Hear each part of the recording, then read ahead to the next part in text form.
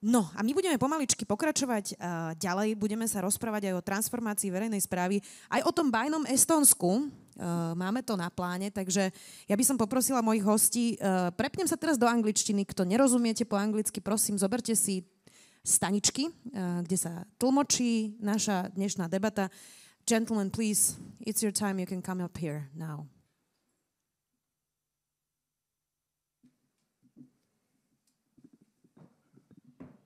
Welcome. Take a seat, please. Which one you like, it's up to you. Taavi, Linnamäe, I hope I'm pronouncing it right. Am I? Almost. You're from Estonia. Thank you for coming here. Stislav Baník, the Director of E-Services Development at the Ministry of Digital Transformation from Ukraine. Thank you for coming. It's me, right? Thank you, it's you. And last, Leovagi from Digital Success Nonprofit from Hungary. Welcome. Thank you very much. Welcome, everyone. Thank you for coming. Taavi, let's start with you and with Estonia. I'm doing this job for quite some time now, and Estonia example is always, you know, in every discussion about digital government in Slovakia for 10 years maybe now, from every politician we have, they like talk about Estonia. That's the example, but we don't see Estonia in Slovakia, unfortunately. So how fast can it be done, and what was the key part of the success Estonia story? What could we do in Slovakia that we haven't? Okay, well, that's a good start, and good morning, everybody. It's good to see so many of you here. Well, when Estonia started its digitalization path, it was about 25 years ago already. We didn't know we started it, we didn't know the path, and we didn't know where to head. What's the finish line, or will there be a finish line? So it has been kind of a continuous process.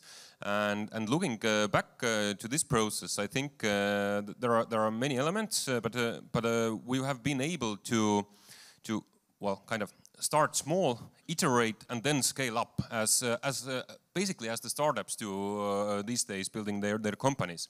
But when I hear and when I have been looking at the Slovak case and your public administration and digitalization process, also as Madam Minister referred that well. You have the databases, you have different services, you have different I don't know, registers and whatever, but they don't communicate with each other. So this is actually one of the main questions. I also work as a digital consultant, and then we're doing projects all around the world. And this is always the first thing we see is missing. You have to set the fundamentals right. You have to implement it. You have to put the ID, the interoperability platforms set, and from there you can move on with very different ways, with very different emphasis, priorities, with different budget. But you have to have the fundamentals set in the very beginning. And how fast can it be done then? I'm working with different governments also, for example, in Africa, which are far behind the Slovak Republic also. I think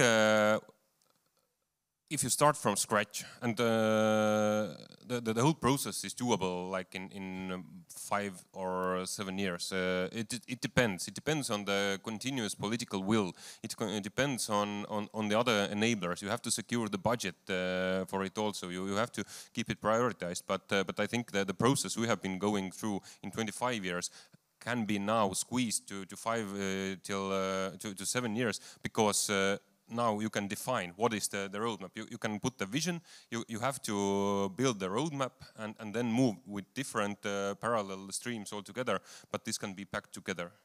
Yeah, but we need leadership for that.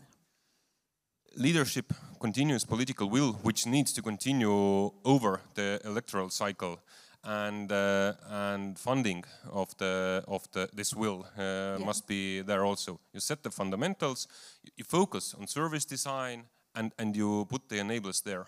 I think this is the way to move on. Yeah, please, if you have any questions, you can also ask on Slido.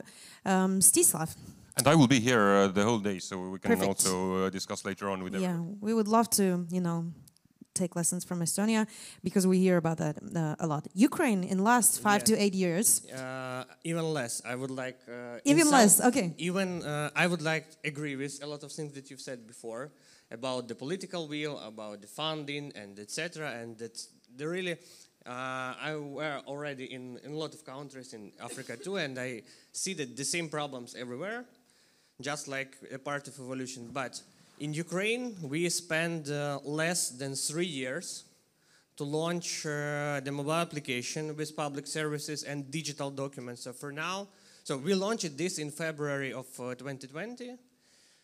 For now, we have covered by this application more than 18 millions of Ukrainian people. That means that we covered more than 70% of adult population of Ukraine who use this application. We have 14 digital documents there, and these documents are fully legislated. So, for example, if you come to some office and somebody rejects your digital document, you even call the police. So it works fully, and we have, of course, the portal with public services, etc., etc., etc. And we spent less than 3 years for all of this. So just for political will and funding, and hard work in teams, of course. And for now, I will add some things. So for now, in Ukraine, we are absolutely open to share our experience, as Estonia do. And this year, we are sharing our application with Estonia. So in the beginning of next year, our application with another name and some another details inside, but on our architecture and etc., we will launch it in Estonia for Estonian people. So we, of course, as a lot of countries, we use the Estonian experience. Then we started moving forward after it, and now we already sharing our experience with Estonia too. You are doing better than Estonia. Thank you. Yeah, cool. Well, that was the thing I wanted to say, but that many people don't know this in Slovakia. They didn't notice that Ukraine is like, we are far behind than Ukraine, you know, and it was done pretty fast and pretty quickly.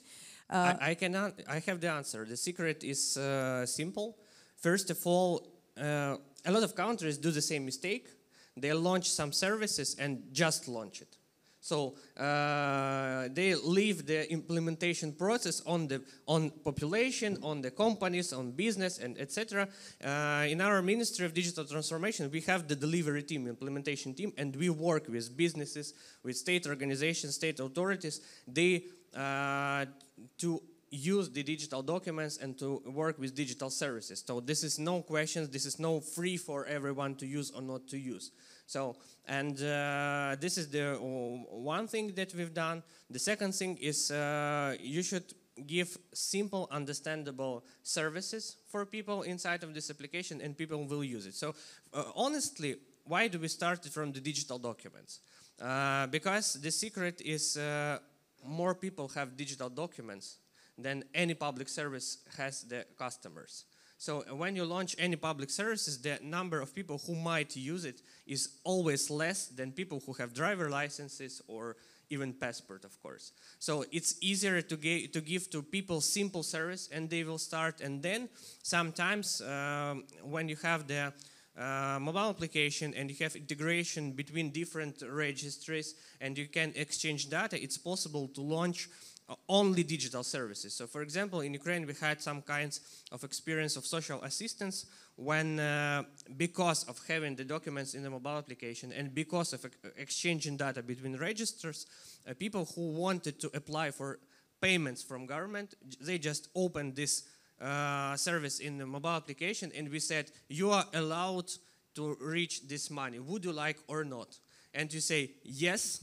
And then we say just on which one card you would like to receive this money. So, and this is that possibility that we have just by having exchanging data. So it's impossible to launch same thing on the web portal or even offline. But when you give such a simple service, so would you like to get the money? People will use it. It's no matter what is the age or etc. And honestly, last week I was looking at our dashboards, and you should understand that 3 years ago everyone tried to say to us that only young people and early adopters will use the mobile application. But we have 4 1.3 million of people in the age after 55 who use this mobile application. Cool. That's very cool. We will talk later. How is it helping you in the war, or how has it changed? Last one. Hungary shares similar ranking in the Digital Economy and Society Index than Slovakia.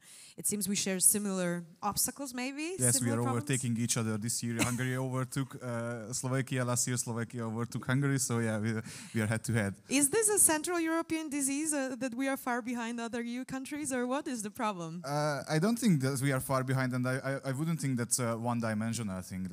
Like you said, that some countries in Africa are far behind Slovakia or even or Hungary. But I wouldn't say that we have some projects in African countries, Southeast Asian countries, and what I want to say is that if there's a will, there's a way. In Africa, there are many countries, Kenya, Sierra Leone, and so most of people don't even have ID cards. They are not even there are no electronic registers, but they can manage their lives electronically because everyone has a smartphone, everyone has the application, they can send money. The important things people can do, and it's on a very high technical level because they skipped like a lot of levels of development which we already marched through. There's the same in Hungary. For example, in the DESI index, we are doing quite good on infrastructure. That's because we started late. We skipped the whole telephone lines, slow internet connection thing, and we introduced the broadband right away among the first. And that's why Hungary was always performing well in terms of infrastructure. We have our challenges in the digitization of the enterprises and so. So for the last 7 years, the last funding period, we've been concentrating on the same things that were mentioned already, like the interoperability, connecting the databases, and creating like outstanding solutions. For example, the healthcare information system, the tax declaration, and so. But there are like 1,600 databases and services in Hungary, and now we have a new strategy, a new reorganization after the elections and for the new funding period, and it mostly focuses on data, not the services themselves. So we are trying to break down the old establishments of the monolithic databases, monolithic services, and trying to tie them with interoperability, and rather focus on the individual. There's going to be digital citizenship, kind of a digital twin based on the blockchain, because people are getting rid of the, okay, I have to apply for a welfare money for the government, and they ask for my tax number. I don't know where my tax card is. I don't know where to find it. However, the state owns it, and they know exactly if I authenticate into the systems, they already know everything about me, which the state stores. And instead of getting all of these individual data from the databases through interoperability, we try to create a digital twin which is always representing me in the digital space. So I think for the future part, this is the way, and this is that we should not entirely, but break down the old structures and focus on what the people actually want. Because in Africa, they are doing the same. They don't even have the registers. They don't even have a strong centralized government, but they can manage. They can send each other money. They can call each other. They can contact the government as well. So is it a good plan to focus on the data? I think there is no other plan. So this is one. When we talk about the trends, and I don't want to focus on the trends because, most of the success lies in basics, not building, I don't know, public service metaverse or whatever. But if you talk about the trends, the data, the amount of data is so huge around us. So we have to learn to use it more and more effectively. And I think that the next level success lies there. I'm absolutely sure. So we handle the same things as we use the X road from Estonia, that solution who helps to exchange data. In addition, we use text number as a main identifier of a person in all the registries. You know the same, and we request everything by it. And in addition, we just added one additional thing this year. So we developed the platform for registries. It's like just a simple solution for any registry, so it might be enrolled by any needed authority with customizing list of data, etc., but the same standards of technology and the same standards of exchanging data. So it's like fundamental. So I know, I'm not sure that Estonia, but I'm sure that in your country the same is in Ukraine, that the best registries, they are digitalized some way. Yes, they monolithic, etc., same problems and some way.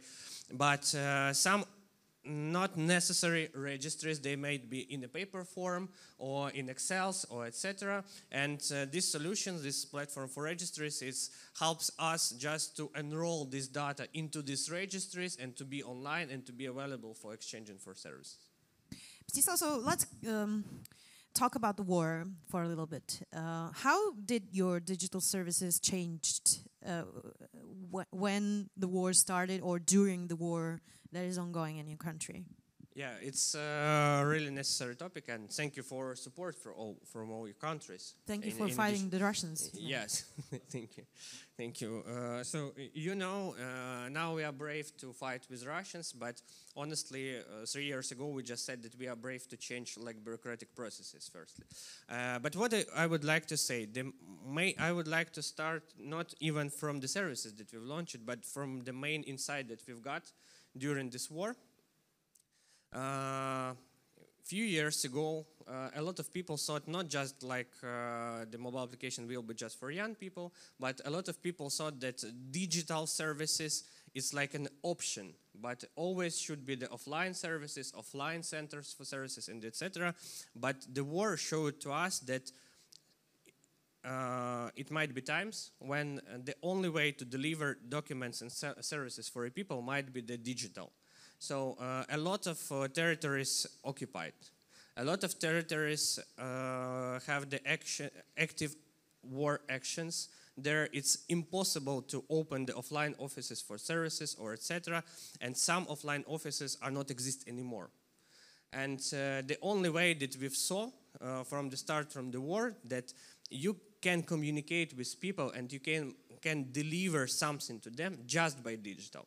And of course, the mobile application more, because when people move abroad or they displaced on the Ukrainian territory, they might not have possibility in any time to open the computers to launch the websites, etc. So the digital in Ukraine, I see on this example, digital in Ukraine became the #1. And for now, even I sometimes hear the questions, would you leave offline opportunities or not? So this is the example that we've got.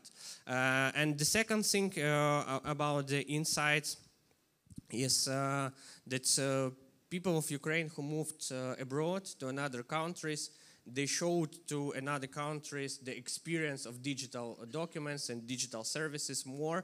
And even after the war started, we've got a lot of requests from abroad on exchanging the experience and our ideas, why do we did this.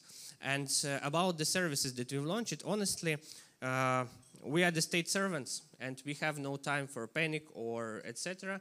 And we started developing of new services on the 25th of February. So next day after first attacks on invasion, we already started development in the new features.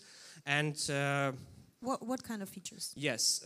First of all, we added the external digital document on the case if registers are not able, etc. So we added some digital document. We added some services like social assistance. We added some services about the reports of damaged houses, etc. But the main things that I would like to stop on it is that we had when the war started, the Russian invasion started this year, we had about 16.5 million of users.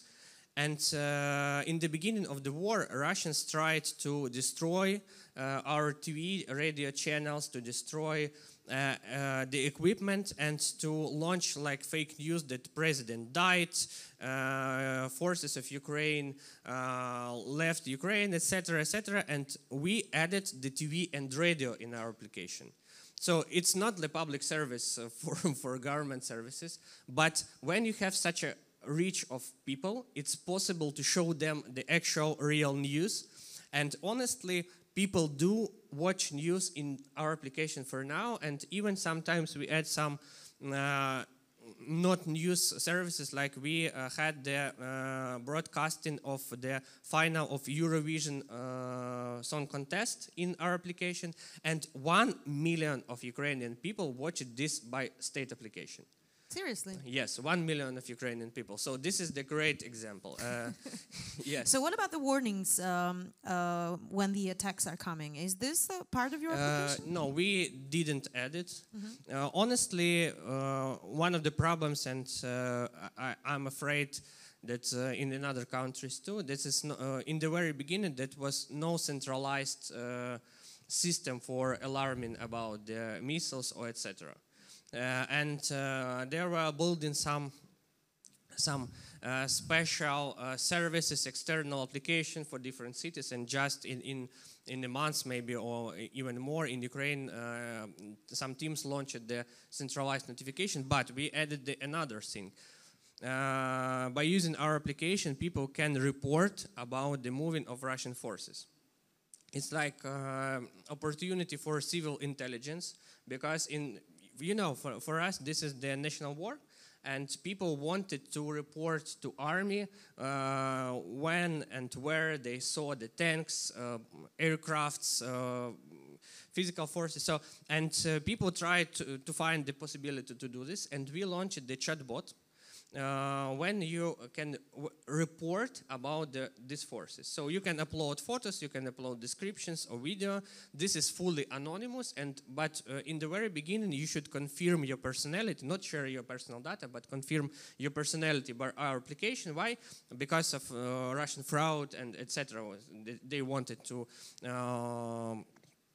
have this. And okay, so only the citizens of Ukraine will get in. Yes, but you can be anonymous. Yes, that's right. And for now we have about 400,000 of reports from Ukrainian people about the Russian forces. So we just manage this. We just check this after receiving these reports and share this to Ukrainian forces, and they work with that. So like civil intelligence by using modern opportunities. Incredible. Taavi, you wanted to add something? Yeah, when we come back to the initial question, how does the war and digital government, how do they operate at the same time? It takes me to a much wider and very interesting and philosophical question. Can there be a state without territory now? So if we can imagine, for example, during the Second World War, Estonia was occupied by Soviet Union. Well, we had then in exile our government, but it was a symbolic act. It was not a really operating government. Today, I think every state needs to practice and to go through this kind of thinking. How can they operate, for example, when they don't have territory under their control? Of course, the digital government is not the only thing. There are always connections with analog world. I don't know, you may have the property register, but there is also physical property somewhere. Yeah. But still, and we have done also these trainings in Estonia, how this our state could be functioning without the control of territory. So I think right now the state does not need to stop existing, even if we don't have the physical presence there. So this is something which has changed in last 10 years, and I think it's a really inspiring philosophical discussion. What is state? What is digital state? What is so it's just we can have these discussions for days. Yeah, Laszlo, do you want to add something or? Yeah, I have some thoughts on it, but just a short. I think the important part is that people, the citizens, don't know and don't have to know who is providing the services for them. For the e-government strategy in Hungary for the last period, I always emphasize that we have 10 million people in Hungary, and the amount of proceedings a year is like 65 million. So every Hungarian citizen contacts with the government itself every 2 months. But if you count the public services, the utilities, the banking services and everything which is provided by an authority, they don't really know about who is responsible for it. I have the water, the electricity, the gas, the garbage, the disposal, the banking and the insurance and so. So it's like 10 a month. It's like hundreds a year, and it's more and more. And if one is annoying, one of them is annoying, it makes more annoyance than the government services all by themselves. We estimated in 2014 that the digitization of the whole public proceedings and the e-government is going to take like 10 years and 10 billion euros. But for these utilities, it's so much less. But it's diverse because it's owned by private companies, the banks, and all the other stakeholders. So I think the key is setting up the public trust, and most importantly in times of war and disasters and something like that. But you cannot expect from the citizens to know who is providing them the services and who is responsible for it. So the government, if any, they have the responsibility to coordinate all of these and cooperate with all these actors. Yeah, I would just like add that this is absolutely truth, that people don't want and don't have to know who is responsible for what. But sometimes when you have such a hub of like one-stop shop or super app with different services, this is sometimes a problem on the implementation part. What I mean, so our application, we do not responsive for all public services. We just gather application forms and share this to necessary authorities. But people really don't want to know about the details. And when somebody of another authorities fuck up something, you are responsible for every fuck up of everyone in this country. So this is the reality, and we had some mistakes in the beginning when we relied on our partners in another authorities, and then we had to be responsible for all the questions for people and solve the problems, and to be responsible for our face about the bad services. Yeah. Okay, questions from Slido, guys, for all of you. What is the weakest service area of your eGov system? Please just do this quick, because we have a lot of questions that are very interesting, and we have just 3.5 minutes, I guess, so yeah. Okay, I can start. Well, I think if we look at the Estonian story, the main question is about service design. If you digitalize a analog public mess, you will get a digital mess. So the main question of digitalization is not technical. It's about service design. You have to change the whole modus operandi and change management on top of it and so on. So and this is not the part that we have been successful all the time. So and there is a lot of room for improvement. I think in every state, no matter how good they are doing in that field. Service design is the key.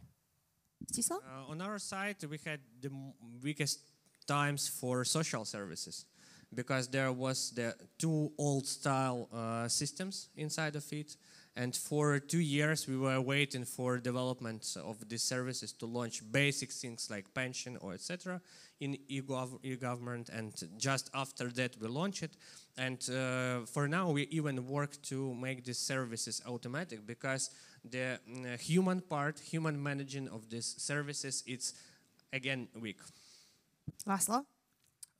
It's similar in Hungary. I always say that we provide champagne and caviar for the people. We are keeping up the personal one-stop shops. We are providing services which require a lot of personal interactions, and it costs a lot.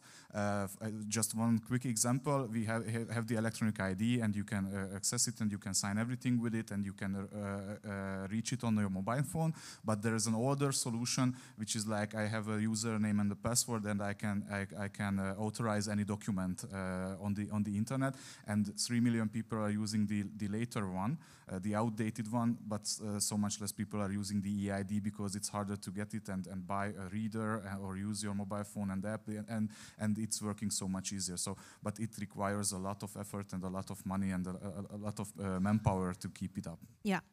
Mstislav, one for you. Russia is heavily attacking energy network. That was one of my questions as well. How do you keep communicating? How do you keep up your communication network? Let me check that. Yeah. Up and running. Even problems with Skyline, etc. Yes, basically. First of all, we for a long time already, since the Russian invasion in winter, we have the backups and everything outside of Ukraine. So this is necessary. Of course, we have the reserve channels, reserve data centers, and all the, for example, documents that are available, they have the some live in the application without internet connection, so they work. And of course, all our services, this is the critical infrastructure, so we have the electricity faster than everyone. Okay, and one more, because people want to help Ukraine, apparently. There is a huge international financial support for Ukraine. Is it safe that this money will end at the right hands and not at hands of corrupted guys? It's an anonymous question.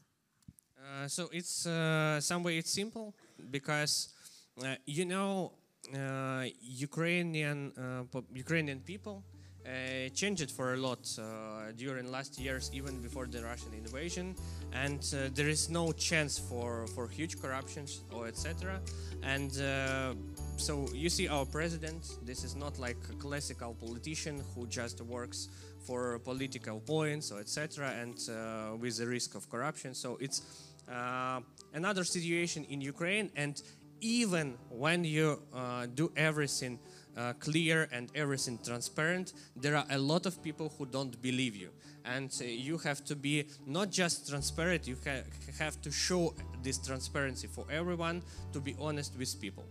Thank you very much, guys. The music sound is up because we have to end our discussion, but it was very interesting. Taavi, Linnamäe, thank you for coming. You will stay here for the whole day. Anyone can talk to you. Mstislav Baník, the Director of E-Services Development in Ukraine, thank you very much. And Laszlo Jobagi, thank you for coming.